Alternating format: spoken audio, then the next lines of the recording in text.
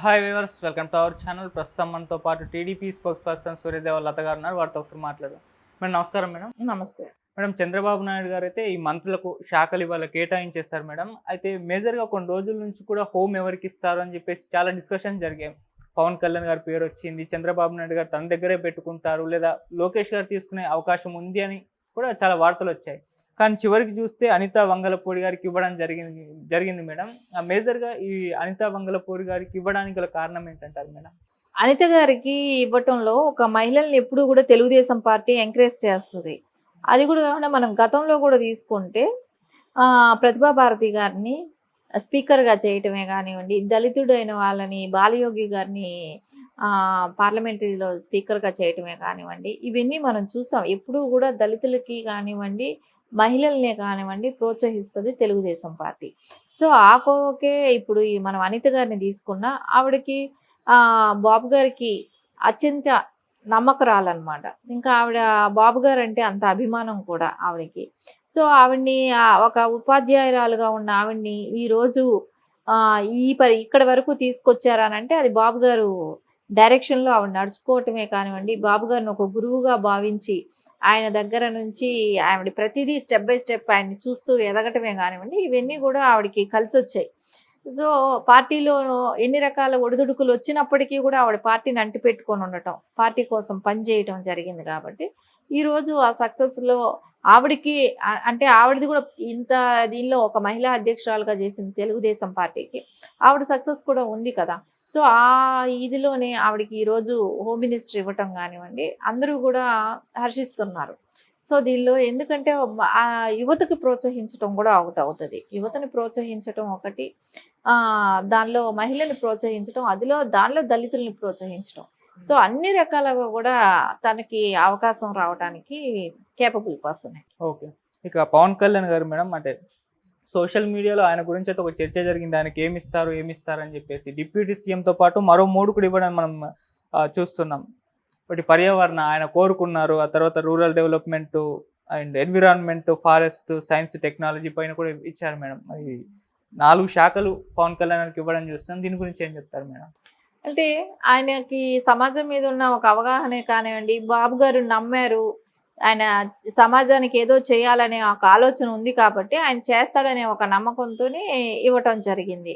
ఖచ్చితంగా రేపు పొద్దున అది ఒక బాధ్యతే కదా, రెస్పాన్సిబిలిటీ పెరిగింది. ఇప్పుడు ఎవరైనా కూడా ఈరోజు మనం మంత్రులు తీసుకున్నారనే సంతోషం కన్నా కూడా వాళ్ళ మీద ఉన్న రెస్పాన్సిబిలిటీ ఎక్కువ. సో ఆ బాధ్యతని వాళ్ళు కరెక్ట్గా నిర్వర్తించాలి.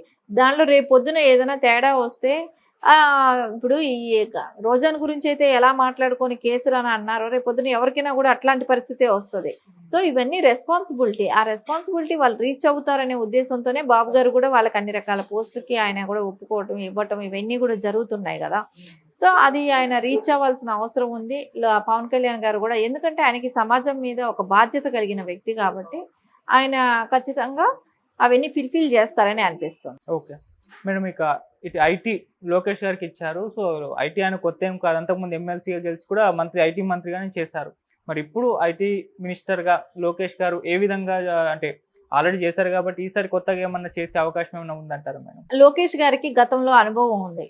ఖచ్చితంగా ఇప్పుడు ఐటీ రంగం అంటూ ఆంధ్రప్రదేశ్లో అభివృద్ధి చెందాల్సిన అవసరం కూడా ఖచ్చితంగా ఉంది. ఎందుకంటే మిగతా శాఖలకు అన్నిటికన్నా కూడా ఇప్పుడు యువతకి మెయిన్ ఇంపార్టెంట్ ఐటీ రంగం కోసం పక్క రాష్ట్రాలకు వెళ్ళి పనిచేస్తున్నారు.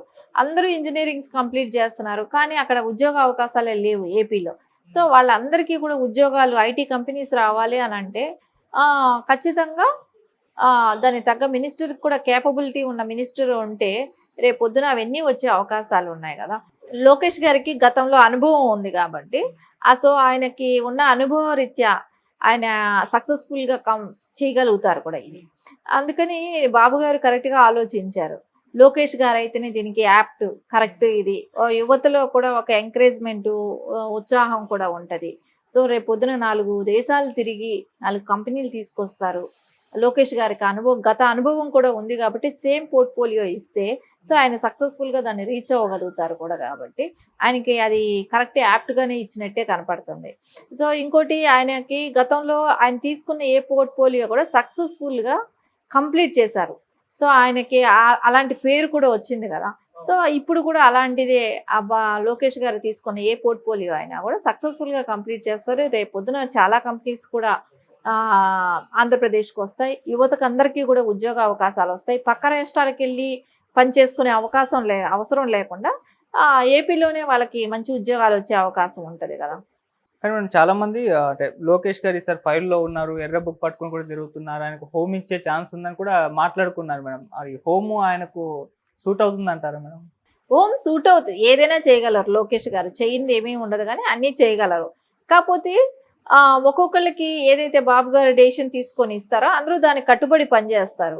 సో బాబు గారికి లోకేష్ గారికి ఐటీ మినిస్టర్ ఇస్తే ఆయనకి కరెక్ట్గా యాప్ట్గా ఉంటుంది అనే ఉద్దేశం ఉండబట్టి ఖచ్చితంగా ఆయనకి యాప్ట్ అయిన పోస్ట్ ఇవ్వటం జరిగింది. ఓకే, అంటే ఓన్లీ ఐటీతో పాటు హ్యూమన్ రిసోర్స్ డెవలప్మెంట్ కూడా ఇవ్వడం జరిగింది మేడం. మరి ఈ రంగంలో ఎటువంటి చూడొచ్చు అంటారు డెవలప్మెంట్స్?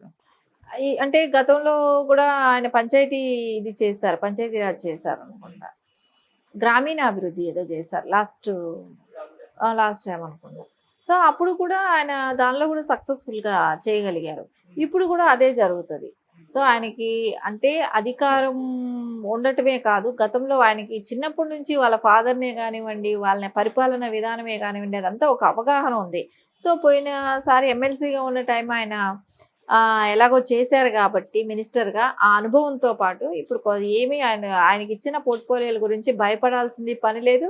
ఆయనకున్న ఎక్స్పీరియన్స్తో చక్కగా నిబద్ధతతో పనిచేయగలుగుతారు. జగన్ గారు కూడా మొన్న ఒక ప్రెస్ మీట్ పెట్టి మాట్లాడడం చూస్తున్నాం. సో అక్రమ కేసులు మన మీద పెట్టే ప్రయత్నం చేస్తారు, మనం ధైర్యంగా ఎదుర్కోవాలి, నేను అందరికీ కూడా సపోర్ట్గా ఉంటాను, మద్దతుగా ఉంటానని చెప్పేసి చెప్పడం కూడా చూస్తున్నాం మేడం. మరి దీని గురించి ఏం చెప్తారు మేడం? అంటే ఆయన చెప్తున్నాడు కదా, కళ్ళు మూసి తెరిచే లోపల 5 ఏళ్ళు అయిపోయినాయంట, ఇంకో కళ్ళు మూసి తెరిచే లోపల ఇంకో 5 ఏళ్ళు వస్తాయంట.